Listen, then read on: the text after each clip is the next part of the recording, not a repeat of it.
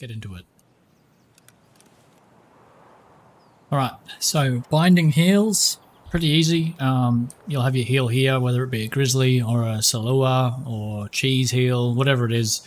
It can be in any of these slots in your rig or in your pockets. It won't work in your bag, but it will work in those other slots. So what you do is you hover your cursor over it, press the keybind you want, and simple as that. Okay, zeroing. If you're wanting to take out Sniper Scav or any other snipers or people far away, it's important to know how to zero. So you're always standardly on 50, but to zero up and down, it's usually page up and page down.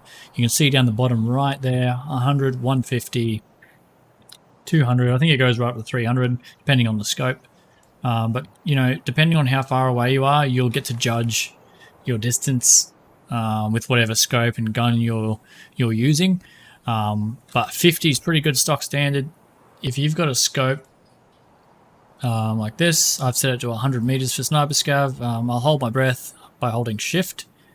That's what I've got mine set to. It should be that standard, and away you go. Also, don't forget to, once you've taken your shot, to elevate back down to 50 again and switch your scope back down to 1 times, just in case you come across some close players while you're walking around to your next location. If you're low health and you need to heal but someone's pushing you, just cancel the heal by simply pressing right click on your mouse, taking your shot. You can also swap mags out by clicking install while you're healing. Save time in case you're being pushed. It's also a good idea to, while you're healing, is to get your bearings on the fight, not to push it too far, and also not to stay in the same place healing like this, like all scared and whatnot, because it gives your enemy opportunity to, well, they know where you are, you know what I mean? So what you want to do while you're healing is you want to be moving around, sprinting, getting angles, peeking, depending obviously on the fight and obviously on your injuries, but it's a good way to get information on the fight so that when you do return to the fight after you've healed, you're more aware. With the flea market, there's a settings cogwheel here, and in that you want to condition it to 100, conditions from 100 to 100, and you want to have remember selected filter on, and click OK.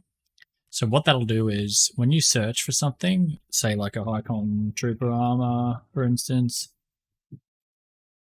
it'll only show the armors that are on the flea market with max durability, because you don't ever want to be buying anything that's got less durability unless it's like only a little bit less and it's really a lot cheaper in price.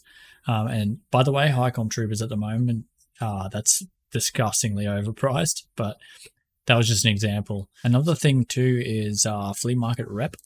So up here on the top right, it'll be your rep, and that'll dictate how many offers you can put on at once. So everyone starts on 0 rep with 2 out of 2 offers you can put on the flea at any time, which means that you can put 2 items up on the flea market for sale at any one time. As your rep goes up, I think the first one's 7%, don't quote me on it, I think is when you get the 3rd slot, and then the next one's 30. So I'm almost there for my 4th slot. But yeah, they're not an essential part of the game, but it does help to clear your stash and sell things between raids a lot quicker later on. Yeah. So with the flea, another couple of tips are, if you want to add an item and you've got multiple of them in your stash and you want to put them all up at the same time, say I want to get 3 of these ice cream teas out of here, sell them. Up the top of the offer box here, there's an auto select similar button. Just click that. You do have to select it every time you do go back into the flea, but while you're on the flea, you'll be able to use it for just about everything in your stash. So what happens then is I click the ice cream tea, and it will select all of those within my stash that aren't in containers, and you'll be able to sell all of them at once. They'll all go on together, and that will only use up one of my offers, not all 3. Okay, another important tip is if you want to find out how much something is worth at that time, which is what you do for every sale you do on the flea, pardon me, right click it, click filter by item, and that'll give you a whole list of what that is selling for from cheapest to most expensive. So what you want to do then is if I want to sell my can of Sprats, the cheapest one's obviously 27,777 rubles. I'll add offer, click on auto select similar, click Sprats, and in the amount box, I just usually put 27111 or 27333 or something like that. Just undercut it by a couple of hundred rubles and place offer. And within a few seconds or minutes, you'll sell your product. A lot of early on players trying to level up their Peacekeeper to get better ammo and things like that. There's a few ways to level him up. Obviously, doing tasks is going to give you better rep with him, and the higher level you are, the closer you'll be to getting the next level with Peacekeeper. But you'll also need to spend a certain amount of cash with each trader to level them up. So a little trick with traders is, and what I usually do, is if I've reached a level and I have done the tasks that I've needed to do to level up, but I'm just gate-kept by how much money I've spent, what I'll do is I'll actually just go in and I'll purchase, I think it's, which pistol is it? There's a pistol at like level 1 or 2 of Peacekeeper. I think it's this one, the M9A3. I'll just purchase 10 of those, and then I'll go out of it. I'll go back into Peacekeeper, and I'll sell them back to him. And this will count as money spent with Peacekeeper, and you can do that over and over. You won't always get your money back. Well, you won't get your money back, but you will level up your money spent way quicker. Okay, if you want to save room in your stash and you've got all these guns and things like that, and you're a non-EOD account holder because you're new to the game and you haven't thought about buying EOD yet, but you seem to be always stuck for space in your stash, a little tip you can do is if you've got another case, or even without the case, is you can double click on a gun and make sure you take the magazine out and the handle grip off of it, and that gun will actually become a single slot, vertical or horizontal. And you can also make it shorter by taking the suppressor off if you need to, depending on what gun it is. And then you can put it in a weapons case like that, and you can fit so many more guns in there. Just keep your other parts aside in a different container, kind of like this one. I have all my things in there, and that way, when you need to rebuild the gun, when you want to use it, you can just pull it out, put the items back on it, and away you go. Once you get a little bit higher level and you get yourself an injectors case, or even if you want to take in your injectors in your pouch, that's fine. But my essential injectors that I usually take are a couple of proprietals, an ETGC. If I'm in real trouble, I'll use that, but I don't use it often. An SJ6 to help me run faster and further, especially at lower levels with endurance, because it's just terrible how far you cannot run. And also a mule, just in case you get an awesome PMC kill or something like that and you're overloaded with weight, or you've got a whole heap of loot and you need to get to an extract that's far away, and it can be risky because there's other players on the map and stuff, and you've got something really cool. So having a mule and an SJ6 to pop will get you over there just like you've got nothing at all.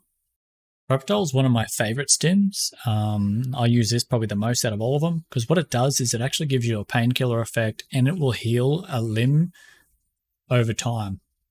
So if you've just been shot up a little bit, you've taken a little bit of damage, and you realize, holy crap, I'm just about to get into a fight, I usually pop that so that I've got a painkiller on and I'm already started healing so that I can start engaging the fight.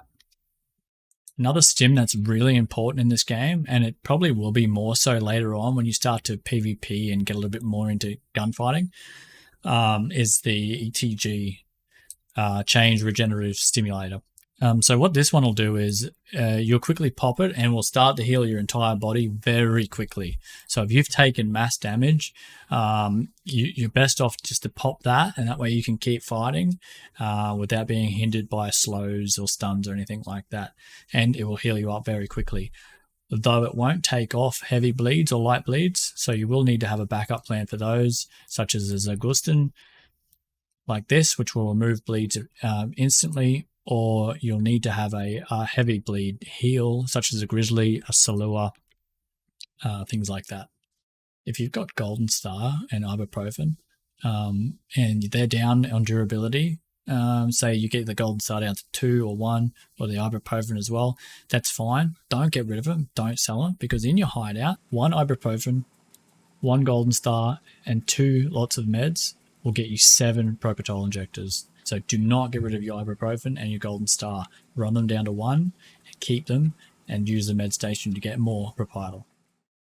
With weapon presets, the quickest and cheapest way to buy them is to obviously have your preset set like that. You want to save that. I might say this is an MP7 meta. It's probably not a meta gun, but we'll just say it is.